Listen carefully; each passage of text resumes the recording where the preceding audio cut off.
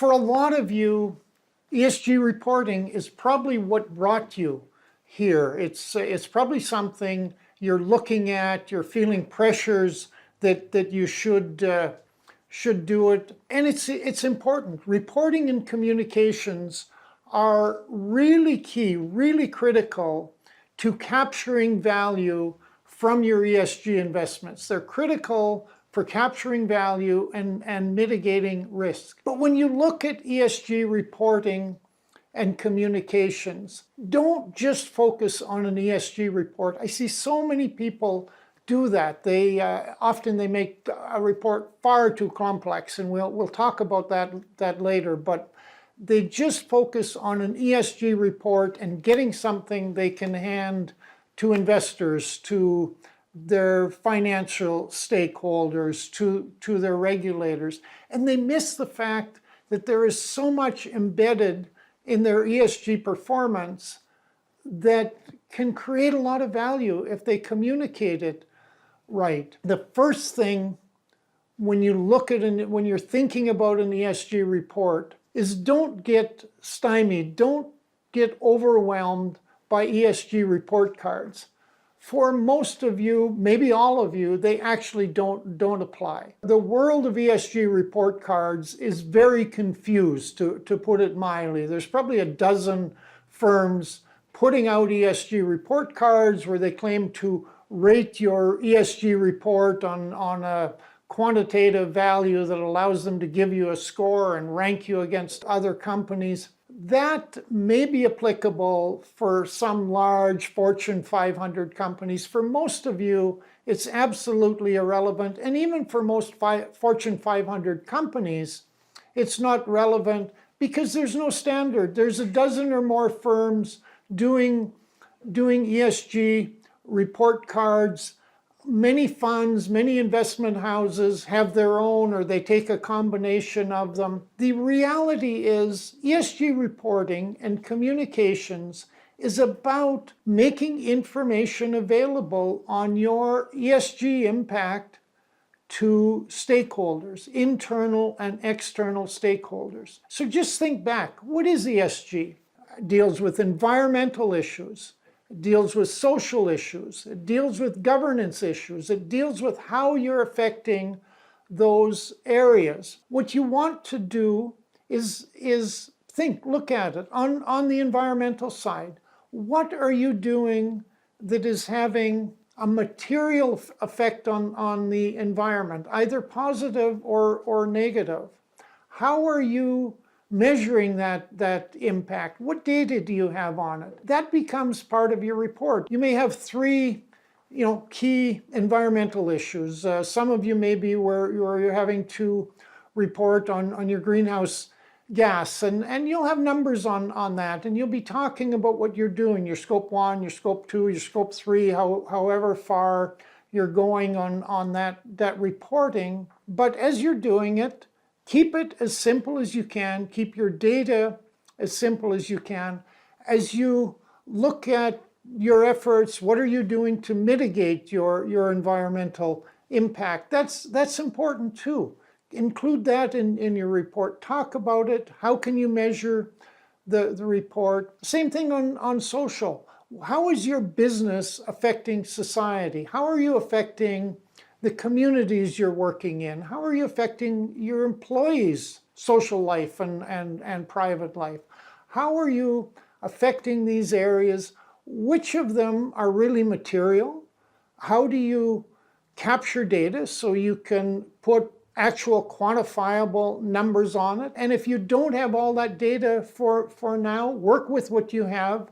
Make plans to get better at it. How do you work with stakeholders? This is where ESG reporting is so key to creating value, because your ESG activities, environment, social, and governance, are having an impact on your stakeholders, internal stakeholders as well as external stakeholders. Keep that in mind. Your ESG reporting and communication should be capturing and communicating the value that your ESG activities are having for your stakeholders. Maybe you talk about how it could be more. Maybe you've underperformed and you want to talk about how you can improve it. And on that point, you want to think about how you communicate that to your stakeholders. ESG reporting and communication is not just about making an ESG report and it's over. It's about how you communicate those key value points, those key issues to your stakeholders, to your constituency. What is your regulators? What are they worried about? What are your employees worried about? What of your ESG issues are important to your employees? How do you communicate that?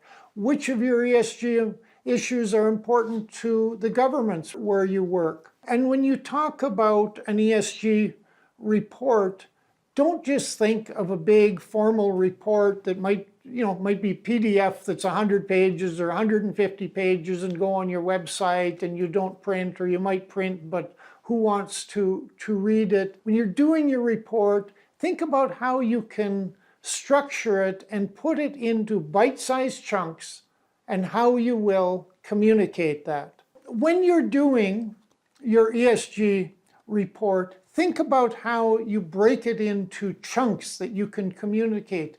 Think about who the story is important to. There's a number of stories embedded in your ESG report. I want to share something we work with. It's actually a company that I run that is almost like a practice lab. This is a company that produces and procures natural, organic products, ingredients for the natural and organic skincare sector, and we make them available to manufacturers and DIYers and others. For us, our environment, social, and governance impacts are really important.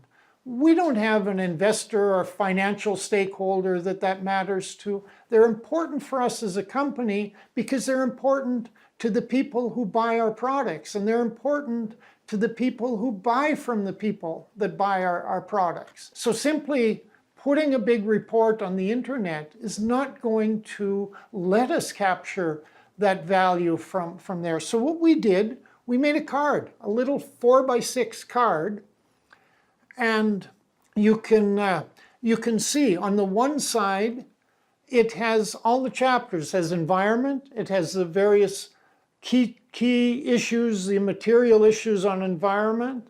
Same thing with social, same thing with governance. It's a 4x6 card, and we flip it over, and it has a QR code that lets you go directly to it. How do we use it?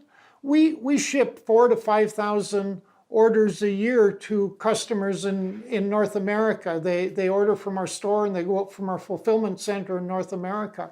We put one of these cards in every order. They don't want a big report, but they're thrilled to have access to the story, to have access to our ESG impact, and it allows our customers to communicate to their customers and becomes a marketing tool. It creates a competitive advantage. So that strategy doesn't work for all, although I have a lot of businesses now who are replicating this as a format for easy communication of their ESG activities, their impacts. It allows them to share it easily in meetings and groups. But the key thing here is don't take a cookie cutter approach. Focus on the value that you want to communicate, who you want it to communicate to, what is the key story, and how do you get that to the people you want to know about it. So it's about creating an ESG report. That's important. Your regulators will like it. Your financial stakeholders will like it. It will be valued by many, but far more are going to be interested in hearing and knowing and having access to the key components of that report that relate to them. So figure out how you deal with ESG communications, how you deal with getting that information to the stakeholders in a way that is going to be important and useful. ESG reporting and communications, it is far, far more than just doing an ESG report. At the CSR-ESG Institute, We're here to help you do more, be more, and achieve more. Our goal is to make your business stronger, better, more resilient, and more competitive, at the same time as you create social value and support the environment and ecosystems. For more information on how our team can support you, visit us at CSRTrainingInstitute.com or email our president and founder, Wayne Dunn, directly at wayne@CSRTrainingInstitute.com. Join us and create value and impact where business meets community.